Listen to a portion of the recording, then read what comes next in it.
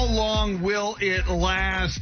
Nobody knows, but if anybody can make an educated guess on that, it would be Congressman Tony Gonzales. He represents the 23rd District. He is a career Navy veteran. He is our man on Capitol Hill.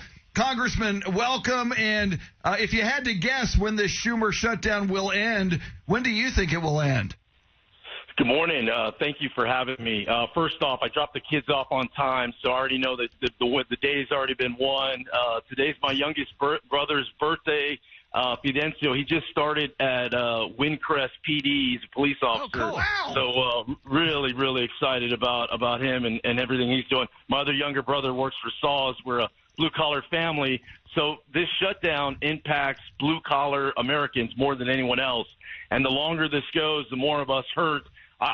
The Democrats are dug in, which doesn't make any sense to me, because we've got a bipartisan package that passed in the House, and it honestly bipartisan in the Senate. You've had some Senate Democrats come over. We need some more Senate Democrats to come over. This thing could go a couple more weeks, though, maybe even longer. Now, Congressman, are there conversations behind the scenes about how to tackle skyrocketing health care premiums, which is a concern for Democrats in the standoff? You know, there were at the beginning, and I guess, and then it kind of just everyone went into their corners, and that happens sometimes. And then both parties felt as if they were winning on this deal, which in fact I think the American people are the ones that are losing on this deal. I think since then there hasn't really been a lot of discussion. Now, there has been a lot of discussion on passing appropriation bills. So I guess the positive that I could see out of this is once we do get out of the shutdown, I think there's a lot of momentum to not go backwards, but to go forwards and pass appropriation bills like the VA, the Veteran Affairs, and the military construction, the Ag bill. There's so much going on with there, the defense bill.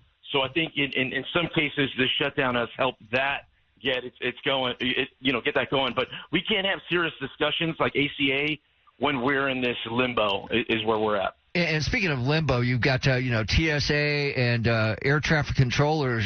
They're working right now without a check, and some of them are taking other jobs just to get by, which could lead to major disruptions due to this shutdown in air travel. Do you think that might kick somebody's button to get started here? It should kick all of our butts into gear. I mean, it's just not right. My wife Angel works for the Department of Air Force. She's furloughed right now. We're feeling this impact. And I bet you there's not a family in America in some form or fashion that isn't gonna feel this shutdown. And once again, this is how we get out of it. We get out of it by passing this clean CR that gives us a few more weeks to pass a bigger bill that's bipartisan in the House and bipartisan in the Senate. Until the Senate Democrats get off dead center on ACA, let's have the conversation. Let's open up the government. Let's have the conversation. Let's pass approach bills. Until that happens, more and more Americans are going to go without a paycheck, and it's completely unfair. Amen to that. Congressman Tony Gonzales with us. And, sir, I was looking at your social media yesterday. I saw on X there was a video of you urging people to get out and vote. Yesterday, the first day of early voting, 17 state initiatives on the ballot. Of course, here in Bexar County, props A and B and that Spurs Arena are a big, big issue. But I see so much low voter turnout in most elections. Congressman, why do you think that is, and why do you urge people to get out and vote? Please go out and vote. Early voting has started. I was the first vote cast at Chavano Park. I was excited. I was excited. The crew saw me there, and I told them I didn't want to beat the rush, and we got our vote cast. However you decide to vote, this is one of the most powerful things we have as Americans. Just go out, let your voice be heard. Vote the proposition. And then there was a bunch on there. It took me a while. The municipal ones, it's not so easy. You got to actually read all the different things. But afterwards, we have so much to gain out of this in many forms and fashion. One of those is we got to keep the Spurs here in town. Yes. I text RC afterwards and I said, Spurs 1, the other guy 0. So we started off with the lead yesterday. Love it. Great vote. And Congressman, we learned last week that Army North, Army South at Fort Sam Houston is going to merge with Force Command at Fort Bragg, North Carolina. A lot of concerns about what this means for Military City, USA. Do you have a sense of how many jobs may be impacted and whether we may see future consolidations take place?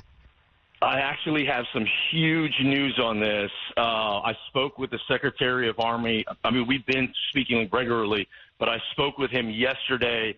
I am going to drop a letter. I don't want to get ahead of anyone. I am going to drop a letter later today that I think outlines where I believe, after having very close, direct conversations, where I believe this Army North-South conversation is going to go. And I can tell you, I think a lot of people are going to surprise. It's going to be, in many cases, I think, much better than what people are lining up to be. So what if it turned out we were the winners in this deal? I'd take that for a change. Wow. That would be huge. All right, speaking of being winners, all right, we did the math earlier. We're in day 21 of the government shutdown, which means right now – the Schumer shutdown, sorry. Right now that we're getting taxation without representation, and we figure we get a 5.77%, adjustment to our taxes for the 21 days. Can you do something about that? I'm in. You know what? Let's just go for the whole enchilada. Okay. You know, I mean, what exactly, where do my taxes go? I often ask, right? So how about they come back to us and we can put them in our pockets and spend our money where it needs to be. I think the more we can do that, the better. We passed in this one big beautiful bill. We passed this to make sure that the tax cuts happen next year. But I'm with you. If you're not going to go to work, and I get it. The job's tough. It isn't always perfect. We got tough topics to sit down and arm wrestle over. But that's the job. And Schumer needs to get back to doing his job. And the sooner he can do that, the better Americans will be. Amen. Congressman Tony Gonzales with us. Congressman, you just mentioned the Spurs. I remember the first time we ever talked with you on the air, you brought up the Spurs and the fact that you are a huge Spurs fan. The season opens tomorrow against the Dallas Mavericks. I saw Victor Wembanyama yesterday saying they want to be at least a number 6 seed in the playoffs. What are your expectations for the Spurs this season? I'm going to keep my expectations low, but I went and saw a couple of practices, and Victor he just looks like a different person, and he was super humble. It's like a Terminator monk, man, and I love it. I can't get enough of it. I started looking at tickets. Their home opener is on Sunday against the Nets. I started looking at tickets, and I'm like, oh my goodness. And then I started asking the kids, hey, who wants to go? And more hands got risen than I thought. But I think we're going to make it work. And I think we definitely should be in the playoffs. Yes. But they look good, man. 5-0 in preseason. I know it's only preseason.